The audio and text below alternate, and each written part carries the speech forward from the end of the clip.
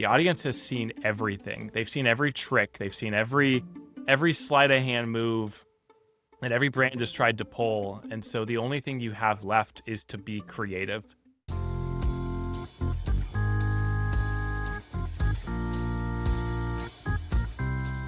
Today, we're joined by Cole Heilborn. He is the founder and creative director for Portside Productions, which is a production studio team. I would call them a creative team that almost exclusively focuses on the outdoor industry and helping brands in the outdoor industry bring their content dreams to life. He's also the host of the Backcountry Marketing Podcast, and he's interviewed over 200 folks in the industry. So he's been around a long time.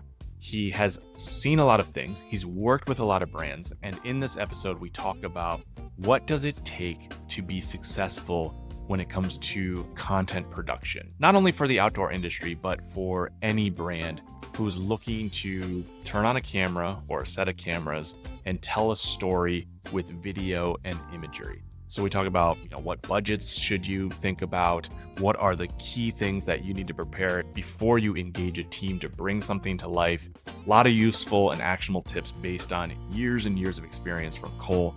I hope you enjoy. Great to get connected. Excited to hear more. And just for anybody listening, just how we're connected is I posted a podcast thing on LinkedIn. You dropped a comment on there. I checked out your guys' reel and all your stuff. It looks amazing. We do a lot of work with outdoor brands and just wanted to hear more. Tell me more, man. What's going on? What have you been jamming on? Yeah, happy to. So I run a creative production studio called Portside. We're really led by two things. Really, it's all about creating strategic and emotional video campaigns.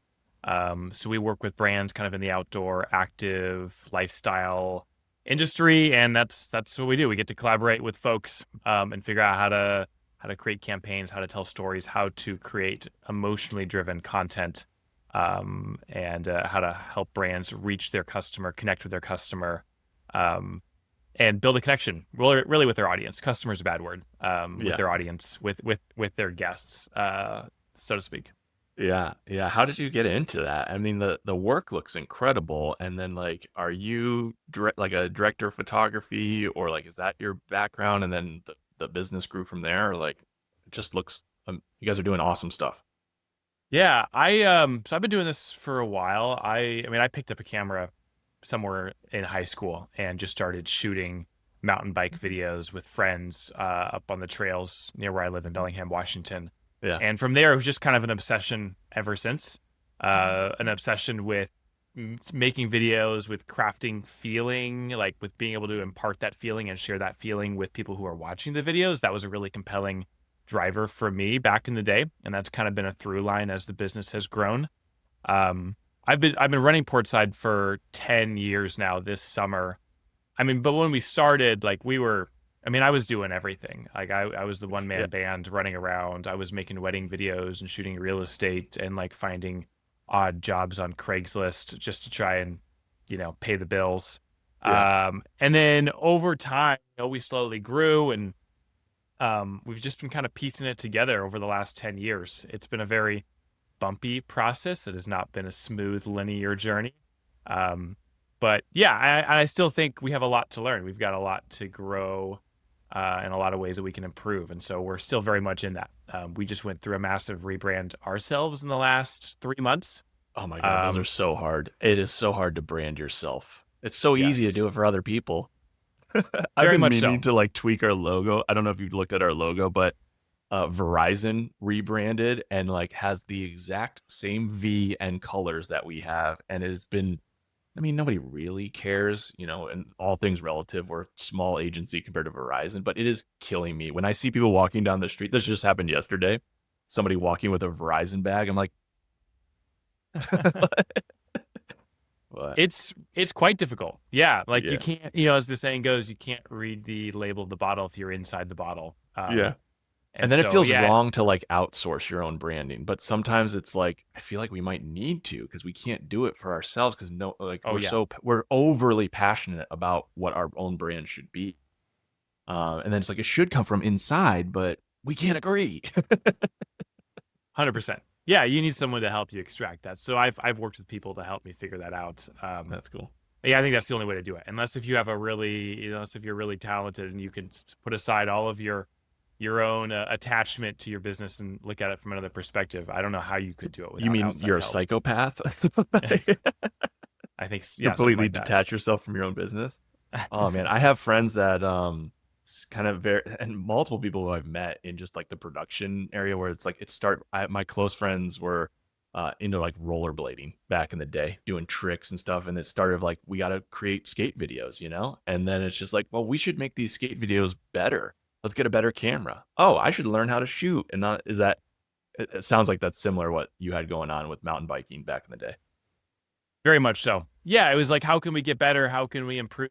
Then it was, how do we make money doing this so that we can continue to improve? And then somewhere along the way, I was like, oh, I gotta like figure out how to run a business, and it's not all about just making videos anymore. And I mean, that's been a big learning curve for me. Like I love film.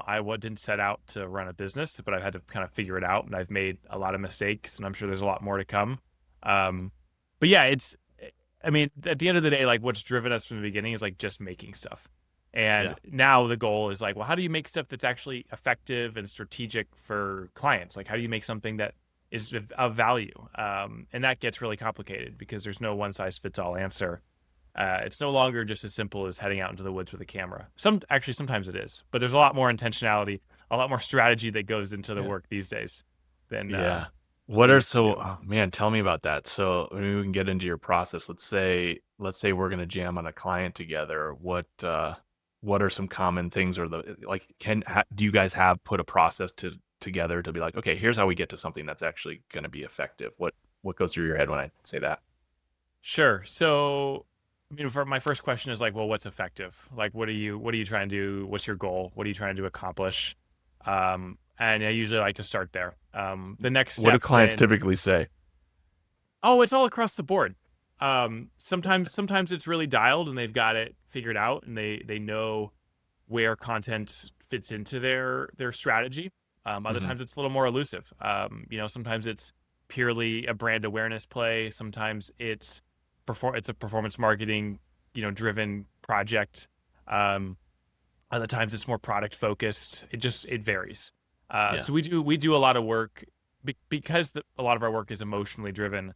We tend to find ourselves working kind of at that brand awareness level, and then at that bottom of the funnel level. That's often where our work ends up, Hmm. um, naturally, but it's kind of all across the board.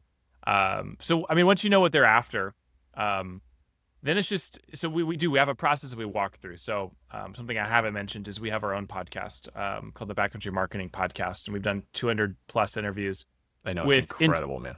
Yeah. yeah, thank you. Congrats on that. So we've done 200 plus interviews. We've taken all of the insights that each of those guests have shared. And we've built a tool out of it. We call it the Backcountry Marketing Filter, and it's a filter composed of all of the insights that all of the guests have shared. And so when we start working with someone, we take all these insights and we basically screen every project, every client against this backdrop of insights to try to better understand all the components of their business and all the elements that are necessary to create great campaigns. So that's everything from their brand to their audience, to their goals, to their channels, to the creative that they have produced, maybe the creative that they're bouncing around, and then as well as distribution. Like, what is their plan to get it out into the world? And so we kind of take all of these insights that we have, we evaluate what do they have, what do they need help with, what are the red flags they're not aware of, what are the opportunities where we could help them kind of dial it up and make it more effective, more strategic. And then once we're aware of what we're working with, then it all starts with the audience, uh, really digging into who are these people, not just demographically, but emotionally and psychographically, and trying to understand what are they watching, what are they not watching, what brands are they paying attention, what brands are they not paying attention to, and we can do a bunch of research on audiences and content behavior and things like that to try to understand who are these people. Then from there, it's just a matter of getting creative. So it's coming up with ideas, it's coming up with concepts, brainstorming with the brand team to not only take the goal, but then take the audience information and then try to come up with something that's going to reach that group of people. That's awesome. I Um, mean, you guys are way more than just a production company. So sorry for trivializing it no, by I mean, accident, because like that's you're not just waiting for a shot list and just shooting a shot list like robots. Like that's so cool to we hear. used to be that way. And Yeah. it's only been very recently in our rebrand that we've really taken this much more comprehensive approach to the work, because we kept producing work that would work, and sometimes some of the work would work, and sometimes the work wouldn't work. Like a client Mhm. would come to us and give us a brief, we'd go out and make it, and sometimes it wouldn't land, and we got really frustrated making work that wasn't working. That's one of the reasons why we started the podcast, is to try and understand what happens behind the scenes. Same here. And then yeah, it's a great tool to do so. Yeah. And then from there, 5 years of doing the podcast, we're like, you know what? I actually think we've learned a lot. We can help clients do this. We can help lead them. We don't necessarily have to just be the order takers. And Yeah. so we're kind of in this next phase of the business. We literally just launched our new website like this 3 days ago. So Yeah. I saw that. we're Congrats. very much in it. Yeah. So, okay, let's get into it. What are some common things? Like, what are some pro tips that maybe like common things that brands miss or don't think of, or is, give me the secret sauce, man. So I mean, I don't think there's anything secret about it. I think it's the basic stuff. Hmm. But I think it's the type of stuff that gets overlooked, and when brand teams are overwhelmed, they don't think about it, or they maybe don't go as deep as they could, or they just need an outside perspective to help them see it all and see the picture and build the picture. I mean, honestly, I'm surprised how many clients have a hard time articulating their goals. So, I mean, something as basic as what are we trying to achieve sometimes can have a clear answer, but sometimes it takes more time. Sometimes it takes a Hmm. lot of time to really get to the bottom of what are we trying to accomplish. And so, like, that's a huge stumbling block, right? If you don't know what you're trying to achieve, then how could you design something to achieve that? And so we spend a lot of time trying to get really clear on what is the goal, what does success look like, what are KPIs, what are we trying to avoid, what is not success. So like that's a really basic thing, right? But it's the Preach. foundation. Preach. It is so weird. It's like so odd for me to talk to somebody who's like, you're so deep in the arts that's speaking like that. That's Mm. incredible.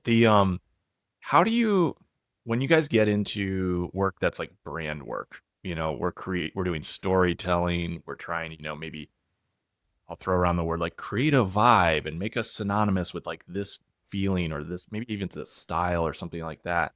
How do you guys get into the conversation on like the return on investment where it's like it's really hard if I'm going to create a really cinematic brand piece, maybe it's even longer form, for me to justify that expense, production budgets can easily go into the, $500,000 without even thinking about it, depending on what you're shooting, how many locations and all that. Like, do you guys get into that of like, what does success look like? And here's how you're going to get your $500,000 back? For sure. Yeah, I mean that comes up all the time, and it's a topic we discuss on the podcast all the time. Yeah, I mean there's no one size fits all answer. It rarely, I shouldn't say never, it rarely is as simple as we're going to spend $500,000 on this film, and you're going to get $500,000 back. Like it never is as simple as we would like it to be. Because if you think about what brand is, if you're purely playing the brand awareness like card, if that's your goal, um, everyone knows this, but you don't build brand overnight. It doesn't happen in one film. It doesn't happen in one story. It happens over time. It happens over years. And so you're making an investment, and that investment might not pay off. It might pay off in 2 years, 5 years, and that's the reality of it. Now there are a number of ways to make that investment more appealing, have more short-term gains, like give you more bang for your buck. Um, that can help offset a lot of that investment that feels like a big risk. Yeah. You can with a film project, for example, you can create so many assets out of one film. You can make tons of 30-second commercials. You can make tons of 15-second, performance marketing cuts. You can do a whole bunch of like we've done this where we'll be on shoots and we're filming with our cinema camera, and then someone's like snapping vertical video and photo, and we deliver that to the client, and so they've got a wide spectrum of various types of content out there. So when we put together a campaign, and if the film is kind of the anthem piece, it's the center of it all, there might be 20 to 50 to 100 additional cuts and assets that come along with that particular campaign. It just kind of depends. So that's a big way to offset cost. Another way to offset your cost is to combine the brand shoot with your product shoots. Everyone's doing product shoots. You have to do them. Well, most people do them. And what if you just combine them? And sure, it'll take a little more planning. It takes some more logistics. But now you've got a product shoot, which has to happen piggybacking on a brand shoot. And so you kind of get the best of both worlds. And your product related content is actually kind of, if you do it right, you can bake it into your brand piece. So it feels like the brand anthem hero video that you're producing. And there's some neat, I'm going to use the word synergy as much as I hate that word, Do a lap, between the sorry. two. But I think, there is risk, no doubt. But there's an article that came out, maybe you saw this. It was put together by was it Canes Lion, the festival, whoever organizes the festival. There's an article about the concept of creative risk and how many brands take risks, how many brands are risk friendly. And it was only something like 13% of brands are willing to take creative risks. And the thesis and the conclusion of this article was, it's actually more risky not to take the creative risk, because if you don't take the risk, where does that put you in 5 years from now? It's probably not where you want to be as a brand, if brand is a priority for your business. And so I think that's a really interesting thing to consider as well. What's the cost of not doing the thing that you're nervous about doing? And we try to voice that too. We try to understand, well, what's the lack of opportunity cost? Yeah. It's so clear, having, worked with brands of all sizes, that the larger a brand gets, the more humans that are involved, the more risk adverse they get. It's clear as day. Have you seen that? What? You've seen that? Oh, Yeah. it's not even a debate. It's just, you just add, I used to work with a creative director, and he gave the analogy, imagine you have like a line and you have the bump in the line, and now you have everybody standing next to this line with hammers, and everybody has their own hammer and they're hammering like this. And that's what results into flat work, because everybody's trying to appease or appeal to a different, audience, or a different bias, or a different political thing inside the organization. And nobody wants to stick their neck out on the line or accountable. And, nobody wants to take that risk, because their job, at the end of the day, it's like, because people's jobs are on the line, they don't want to take the risk. And the only way that I see that breaking that mold as an organization grows is when the top executives, typically the founder or the CEO, sets the culture. The culture only comes from the top down, because it gives people permission to take risks, and actually sets this culture of if you're not taking risks, you're actually wrong. But if you have a conservative, not in the political framework, but a conservative leadership team, we just see that, especially it gets worse and worse as the organization or the brands grow. It's really hard to get things done that are creative, or make people uncomfortable, or make people feel anything emotionally. Because nothing emotional is safe. Very safe. We're not gonna make anybody mad. Really, really tough. But so what's a typical project for you guys looking like these days? All across the board. So for right now, we're working on a big brand film campaign for a client. So it's a 45-minute documentary with a bunch of ancillary components and pieces of media that we're actually planning for right now. It can sometimes just be it can just be strategy work, content strategy work, where we're actually not creating a deliverable, but we're helping kind of think through how can the brand show up via content. Those are really kind of the two main forms that we work with folks. Full service, from beginning to end, or just content strategy side of it all. But the deliverables vary. In the past, we've done everything from commercials to product videos to branded podcasts to the documentary films, product launches, commercials, things like that. So the deliverables all I used to think we had to limit ourselves or kind of niche down in terms of a particular deliverable. Mhm. Um, that would, but then I was like, actually that's not true. We can niche down in the process and in the results, the feeling of each deliverable, but deliverables can vary. So that's all across the board. Yeah. How are you guys getting the feedback loop or closing that? Because I imagine sometimes, especially if you're on a project where it's a true project, not a ongoing thing, you kind of hand over your deliverables and then the clients are like, all right, thank you, goodbye. And like, how are you learning if it worked? Yeah, it's a good question, and one we're still trying to optimize and figure out as best we can. I mean, a lot of the clients we work with are repeat clients, so we've got a good relationship. So we'll work on a project, we'll come back, we'll do another one, and at some point along the way, we're doing a post-mortem and trying to understand what worked, what didn't work. In the case of repeat clients, we'll try and do that before we start the next project. But usually we just come back to the success metrics that we outlined at the beginning of the project and say, okay, well, did we meet those? Did we exceed those? What did we learn? What's changed this time around? What do we need to be considering?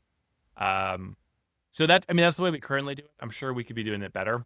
Yeah. But we do rely strongly on our clients to help educate us about what's working and what isn't working as well. I think that's huge. Like, probably not a lot of service partners do that. Even after you deliver, of like, hey, a follow up, how to do? Can we have a post mortem meeting? Even if we're not, you're not paying us anymore at this point, but can we just jump on the phone? And then, a sneaky way to get the next project too. Not so sneaky, but like, oh, by the way, do you need anything else?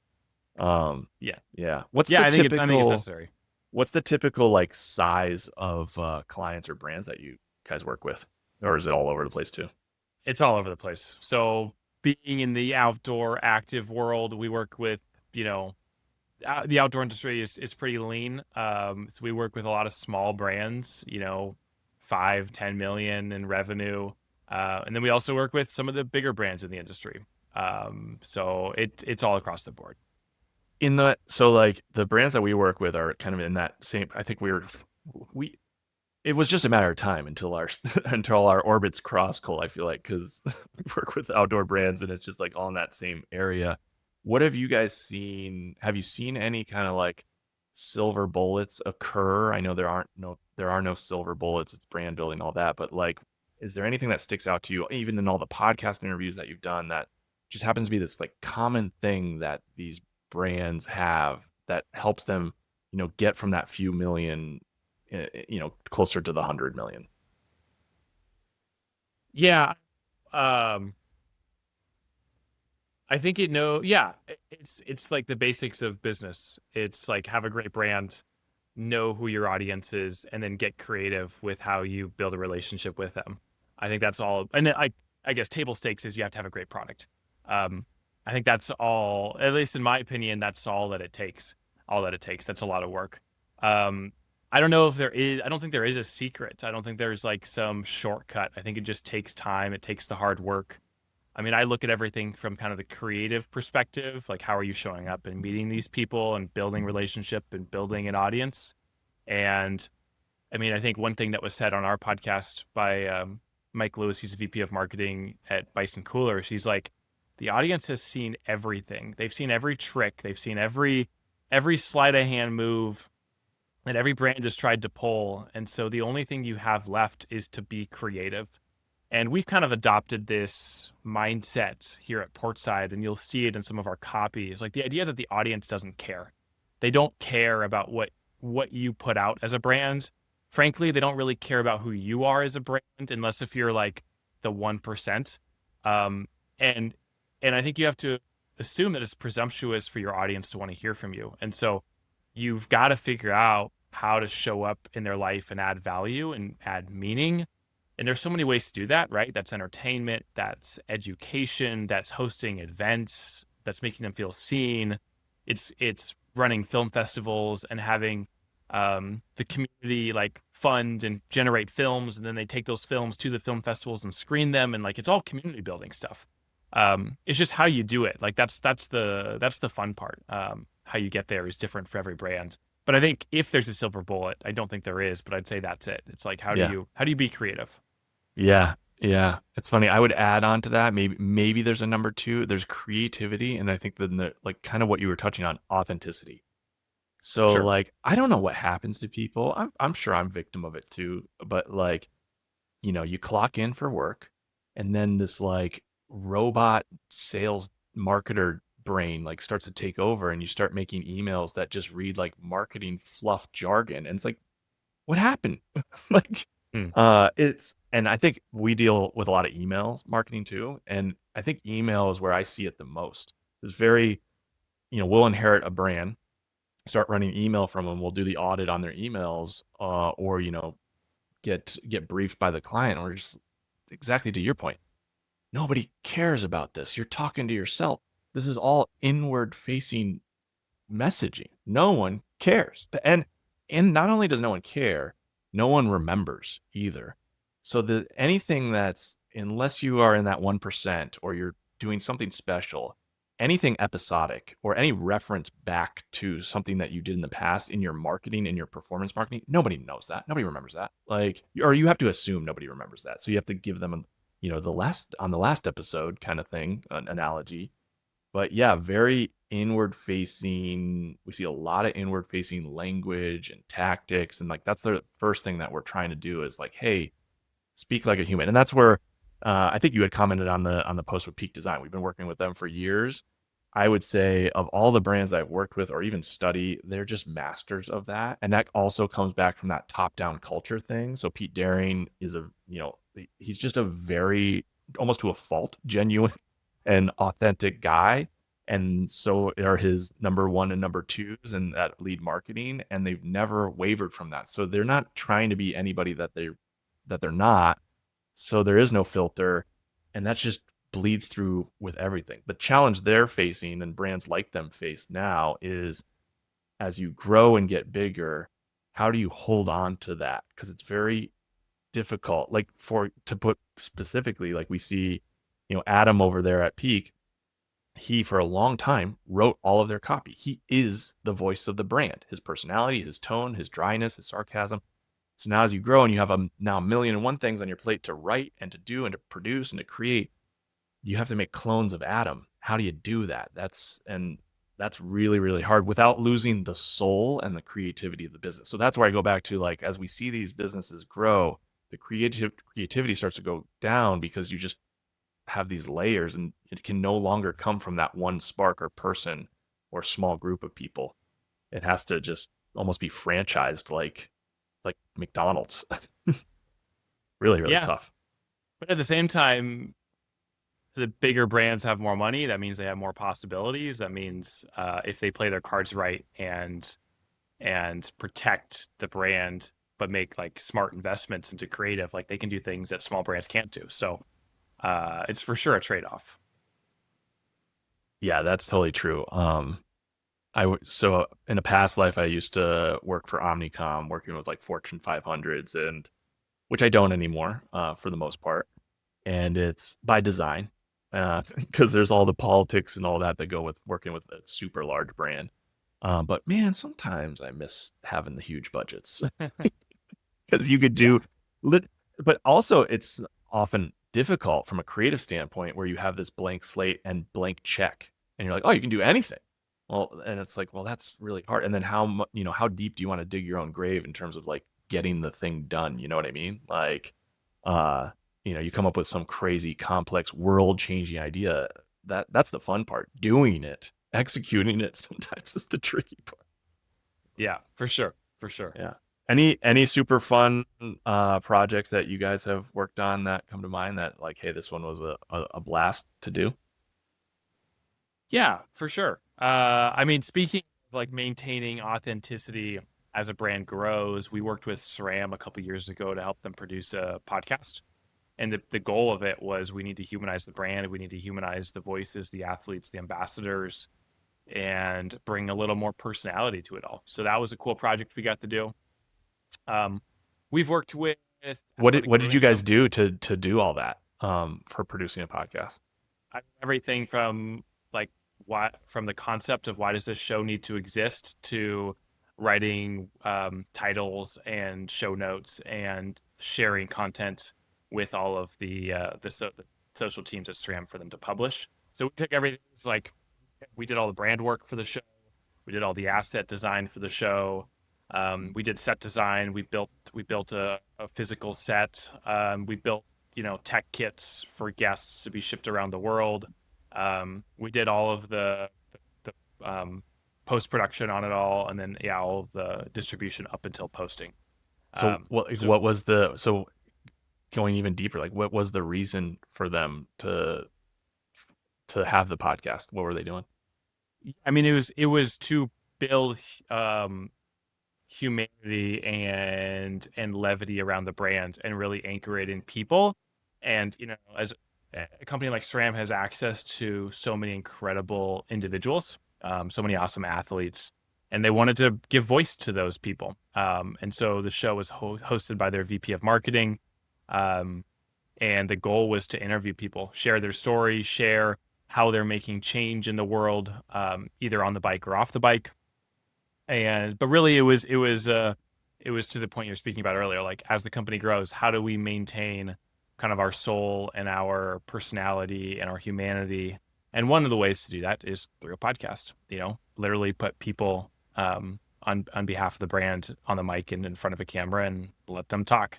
And It's funny. so I actually haven't really thought of that or frankly recommended it to like an e-com goods, like consumer goods company. mm, And I don't know why. It's kind of ironic that we're here on a podcast. Like we haven't talked because it's so easy to just take the VO, the footage, and then dice that up into clips, which feel very native into any social feed. And now you're not really doing yucky marketing. You're just spreading stories, and it's probably yeah. content that people would rather consume. One other thing that's kind of like I'm getting a light bulb moment. God, I love podcasts. Um, our client Haven Tense, Derek over there, the founder, he was on a previous episode. He does like very lo-fi content. He just with his phone and shoots it. The guy is a viral video machine. Like it's almost like a disappointment if his videos don't get a million views. It's unreal. I wish I could tell you how he has bottled this lightning. I know a few things that he's doing that are really smart, but like one of his tricks is he does try to go on a lot of podcasts. He always makes sure that he gets the either the audio and or the video footage, and then he just cuts because on a podcast you always have to do your pitch, right? So he goes, I just take my pitch that I did on that podcast, splice it up with some B-roll that I have of me setting up one of my hammocks, and that crushes, and it Huh, sure does. Like he just that's posts it cool. to TikTok and or Instagram, but Yeah, I mean it's really smart. I mean, but I think like the podcast format itself doesn't guarantee success, right? Like it's got to be a conversation that people actually want to pay attention to. Back to the idea that your audience doesn't care, you've got to overcome that. So you got to, as your host, you've got to figure out a way to make your show actually compelling, give people a reason to listen, like analyze all the podcasts out there, like what's our unique niche, all that stuff. But once you can do all that, and once you find your lane, and it's a great tool. I think about a company like Black Rifle Coffee. They've got a really successful podcast, and it's a key part of their business.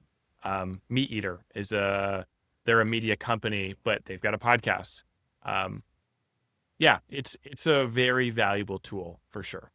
I think it's crazy too. I No podcast episode would be complete unless we talked about AI today.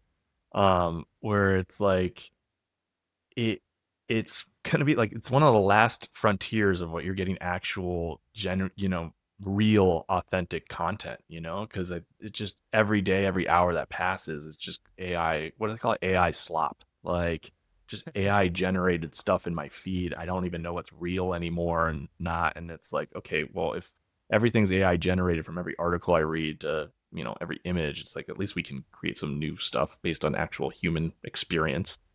God, this I'd is like gonna to be a, I'd like to think so. this is gonna be a sad video for the archives once the robots take over. I guess we'll But find out. yeah, yeah. Oh, what else, man? Okay, so if a brand wanted to work with you guys, what's kind of in your criteria if you're looking for a brand that would be a good fit for Portside? Yeah, I mean, the first thing is, can they articulate their goal? Do they know what success is? Are they a brand who I think is really honest with themselves? Like, what are they good at? What are they not good at? I'm also looking for the client or whoever we're working with to kind of meet some of our core values of collaboration. So everything from communication, candidness, creativity. Is it going to be a good working relationship where we can both push each other to produce something that's better than, either of us could do by ourselves? That's a big thing. Um, do they have budget? Do they have realistic timelines? Um, and I think I also just want folks who are excited to do this work, because I mean it is fun. It's supposed to be fun. And I think sometimes clients can kind of get bogged down and like in the weeds. And I think that's an opportunity where we can kind of come along and be like, no, this is we're gonna have a good time with this. Like, Yeah. sure, it's gonna be difficult, but at the end of the day, we're making videos. Like it's not like we're you know, I don't know, doing rocket science or doing a job that really matters, like saving people's lives. Yeah. So I just like I like to have fun with it, and I think if you can keep that levity to it, it obviously makes the whole experience that much more enjoyable for everyone. Those are some kind of basic requirements that we generally look for. How do we talk about budget without you making you like give away your guys' pricing? And it's also like, I know it just depends. It's all over the place of what you're producing. Like, how do you help them think through like how much they should spend on a production? Like, and because what I'm trying to like help people with, it's like, I had this conversation on a previous episode where it's like, you can have a really great idea and then you get to like, now it's time to produce it. And it's like, oh, we have $10,000. Well, that idea is going to be pretty crappy compared to what you have in your brain. Like, how do we, how do you guys think through that? And, or even recommendations, like just maybe take yourself out of the equation and we're just talking to a friend that has a brand. Like, how much should they bank on spending or plan on spending? And I know that's a wildly it depends question. Yeah, I'm gonna try to answer that without saying it depends. Uh, Good luck. I mean, so when we do concepts, we'll often put together 3 or 4 different concepts for a brand, for a client. And each of those different concepts will have a different price range attached to it. And so, depends where we are in the process and depends how we're working with someone. But if we're truly working with someone from the beginning all the way through the end, there's a step where we're like, okay, what are we actually going to make? And this is where we sit down and we say, okay, well, we could do this concept. Here's an expected scope of work. Um, Here's what you could expect to spend. And then we do that for 2 or 3 other ideas. And then we kind of have a wide range of options we can pick and choose from. So that's how we go about trying to find a solution that works for the client's budget. Um, but it depends. Like, Okay. I don't think you can give it a one size fits all Yeah. answer, because every situation is unique. Um, I've There are companies out there, and I've seen other production companies who offer a lot of turnkey services, right? You go to them and they'll be like, hey, we'll make you an anthem video, or come to us and we'll take your product launch and we'll make XYZ assets, and it's going to be a fixed amount. We charge this fixed amount for every single client.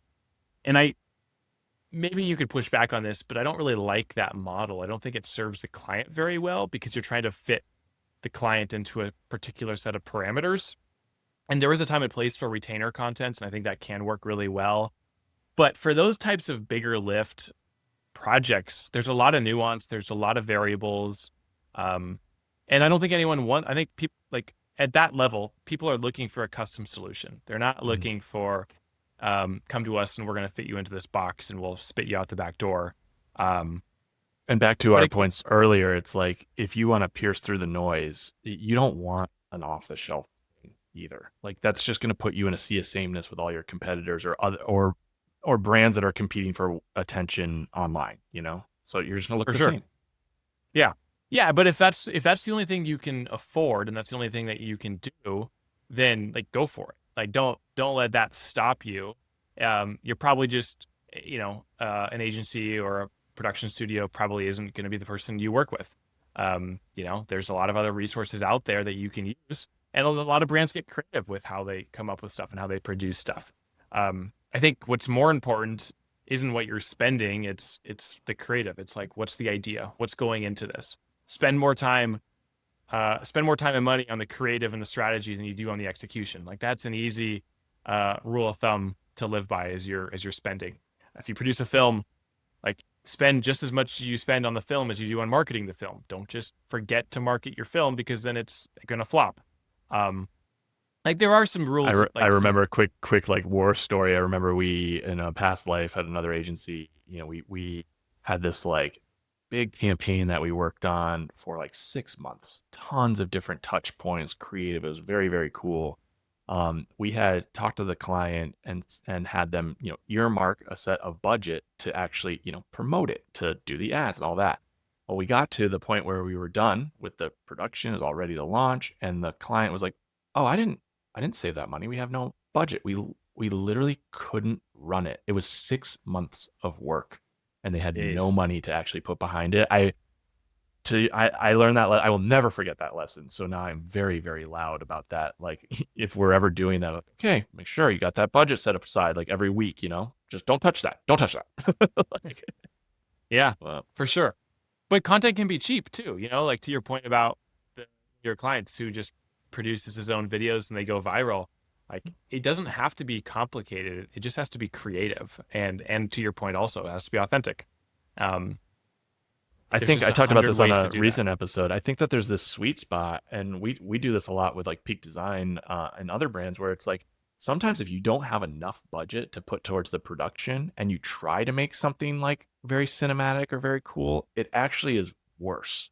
Like we'll often have this very deliberate conversation of like, guys, we can't afford it to make it look, like a Christopher Nolan flick. So like we actually got to push the other way and purposely make it look lo-fi, like actually intentionally shoot it on phones, because we're not going to be able to pull off what we have, and then it just feels cheesy and cheap, and like it pulls the rug out from under the brand quality.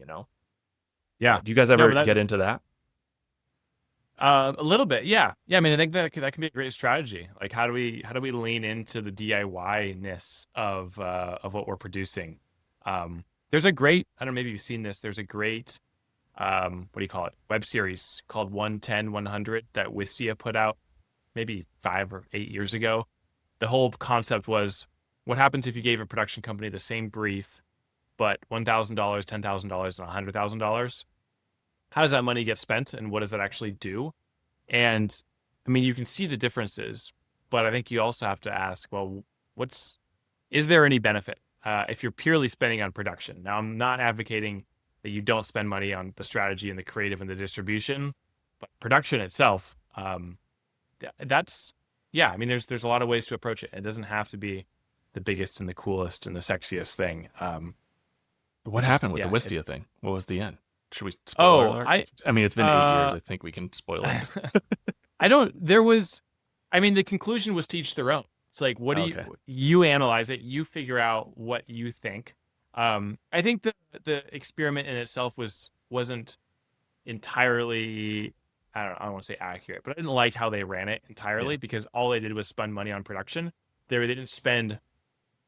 If you have extra money, right, you're probably going to spend some of that on creative, and they didn't spend any money, any different amount of money on creative. It was the same creative. The only thing that changed was production budget. So it was bigger crews, bigger cameras, more lights for each iterative jump, which was cool. But it also, I don't think, really encapsulated the real world where you're working with small brands and you're doing everything from strategy to distribution. Um, so I look at that and I'm like, yeah, that just kind of confirms what I have always believed. Like you can spend money on production. It doesn't always matter. Yeah. What are the going back to just the clients, the brands you've worked with, like I'm kind of going to rephrase the question I already asked, but like what do the teams typically look like that are successful with you guys? And what's in my head is the brands that we work with that I think we have the most success actually have a really good, whether it's one person or a small team, a creative team on their side. So we're a performance creative agency. I like to say that, we're taking what they're doing at whatever stage and we're amplifying, layering on creativity, layering on, breadth of assets and all that, kind of like a performance enhancing drug. So I love and also recommend to all our clients, like, don't let us be your only creative team. You guys do that. So is there anything on your side that is similar that you're like, oh, okay, they have this person or this team. This is going to be great. I think it kind of comes back to my answer originally, like, what do we look for in someone that we're working Yeah. with? And if they kind of have all those requirements or those attributes, rather, they're generally a great fit. But yeah, I think, I mean, it all starts with a great brand. Like, if there's not a great brand, then, well, they're probably not hiring you in the first place. If it's a mediocre brand, um, there's not much you can do with it. Like, you can kind of go out and check the box, but it's hard to push the boundaries. And I think having someone on the team who is aware of self-aware of their brand and what they're doing well, what they're not doing well, how their brand is performing. I think that's really helpful for us and to figure out how do we meet them where they're at. Yeah. Yeah. What's the so let's use like Peak Design as example. Let's say we gave you a call and we're like, "Hey, we got a project. We got this idea. Let's say it's for Black Friday, our Black Friday campaign. We want to shoot something. We're going to, shoot some kind of let's call it longer form, not 45 minutes, but like longer form thing. And then we want to dice that up into some performance assets. What's a typical like timeline for you guys to work through that? And then where do you want to get the baton? Meaning like how early do you want to get involved and work with like our team, their creative team, things like that?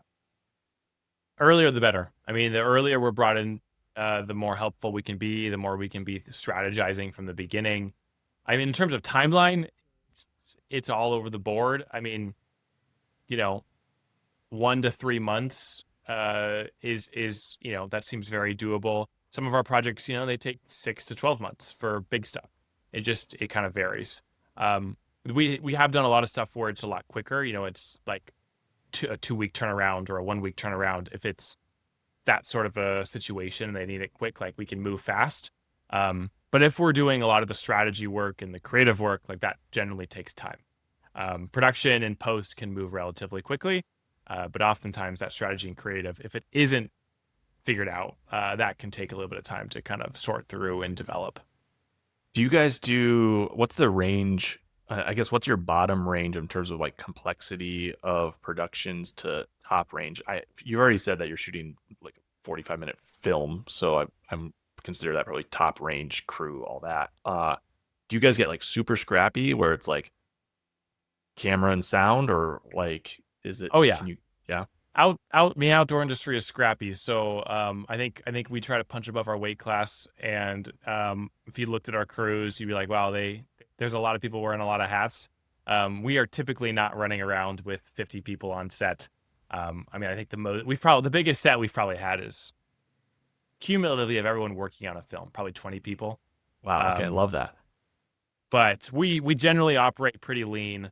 On a shoot in particular, it's often director, cinematographer, sound, maybe photo. Um, if there's a lot of lighting, like a gaffer or someone, but that's generally about it. We tip like 2 to 3 man crews are pretty common for the creative and strategy work. We have strategists, we have researchers, we have writers and creatives that can all kind of filter in and out depending on where we need them, when we need them. Um, but it depends. Yeah, yeah, as things do. Oh man.